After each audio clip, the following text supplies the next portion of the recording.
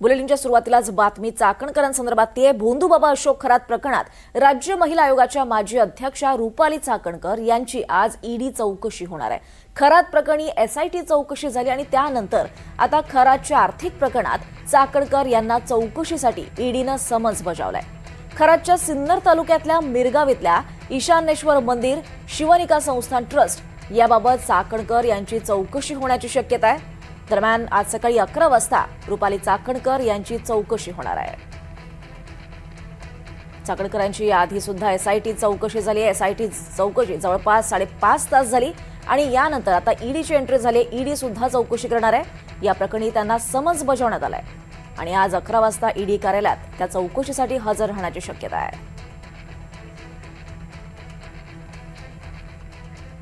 दरम्यान महिला लैंगिक प्रकरणातील आरोपी भोंदू अशोक खरात प्रकरणात सिन्नर पोलिसांनी शिवनिका संस्थानाचे माजी सचिव आणि जगदंबा माता पतसंस्था संचालक नामकर्ण आवारेला अटक केली आहे। नामकर्ण आवारेला आर्थिक गैरव्यवहार प्रकरणात ही अटक झाल्याची माहिती आहे। सिन्नरच्या जगदंबा माता पतसंस्थेत खरातनं उघडलेल्या 32 खात्यांना आवारे याची सहमती असल्याचं तपासात निष्पन्न झालंय आणि त्यानंतर ही कारवाई वेगानं करण्यात आली आहे।